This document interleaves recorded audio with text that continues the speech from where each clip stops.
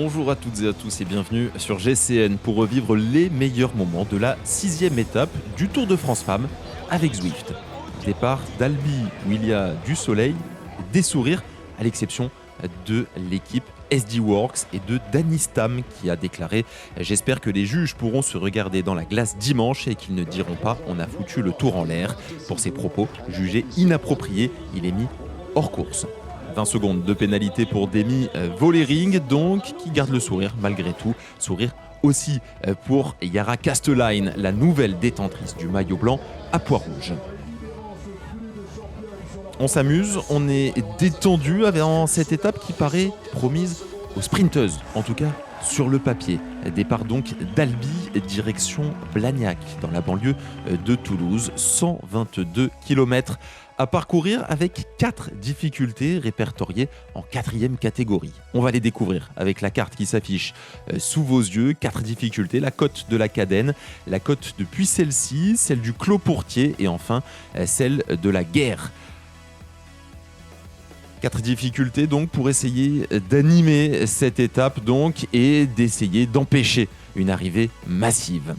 C'est en tout cas le plan de Agnieszka Skalniak-Sojka, la polonaise de l'équipe Canyon SRAM qui ouvre la route dans un premier temps. La direction sportive de l'équipe lui dit d'attendre parce que juste derrière, Sandra Alonso et Emma Norsgaard ont fait l'effort pour rentrer.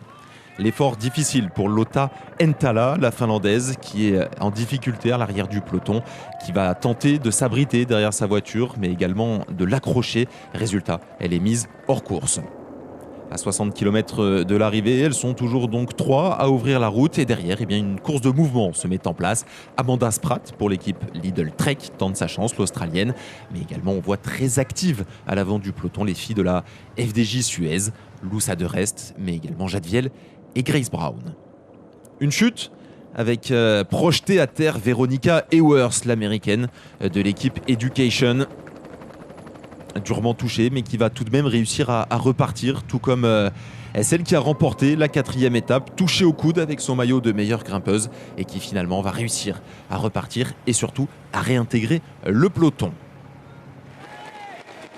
Les conséquences de cette chute, les 3 de tête augmentent leur avance. Un peu plus de 2 minutes pour ces 3-là. On rappelle Agnieszka Skalniak-Sojka, Sandra Alonso et Emma Norsgaard qui ouvrent la route.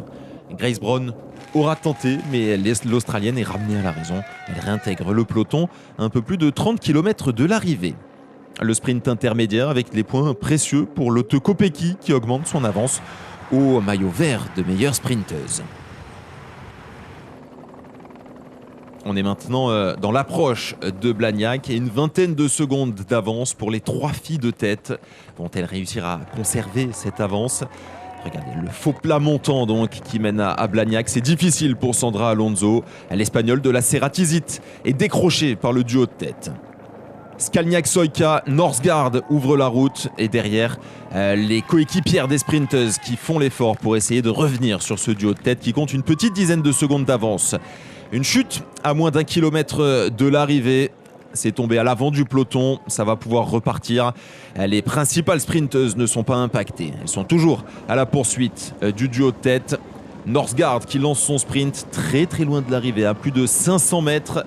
Quelques hectomètres à parcourir et la Danoise de 24 ans qui croit en son destin et qui lance de très loin. C'est difficile pour Skalniak-Sojka qui ne parvient pas à accrocher la roue. Et derrière, les coéquipières de Marianne Vos font l'effort. On voit également Lotte Kopecky lancer son sprint. Mais la plus forte aujourd'hui, celle qui aura réussi à déjouer tous les plans, c'est Emma Norsgaard qui s'impose et remporte cette 6e étape. La plus belle victoire depuis le début de sa carrière pour Emma Norsgaard-Bjerg qui s'impose 14e succès depuis le début de sa toute jeune carrière. C'est une sprinteuse, mais elle a décidé d'anticiper, de partir dans une échappée composée de seulement 3 éléments et elle a bien fait de croire en son étoile. Aujourd'hui, c'est elle qui triomphe et qui devance donc Charlotte Kool et Lotte Kopecky, déçue évidemment de collectionner les places d'honneur. Superbe tour pour l'équipe Movistar, la victoire d'étape pour Liane Lippert et pour Emma Norsgaard. La très bonne place au classement général pour Annemiek van Vleuten. Pour l'instant, tout sourit aux Espagnols. Lotte Kopecky conserve son maillot jaune de leader. Elle accroît même son avance grâce aux bonifications. 53 secondes d'avance donc sur Moolman-Pasio, 55 sur Van Vleuten. Notez que Vollering a donc rétrogradé au 7e rang. La première française, Juliette Labousse, pointe-t-elle au 10e rang à 1 minute et 52 secondes de la tête. Lotte Kopecky qui également a réussi à accroître son avance au maillot vert de meilleure sprinteuse. Elle devance Moolman-Pasio et Marianne Vos et elle a pris une avance quasi définitive dans l'obtention de ce maillot vert. La 7e étape verra le départ de Lannemezan, direction le Tourmalet, par-delà les pentes de l'Aspin.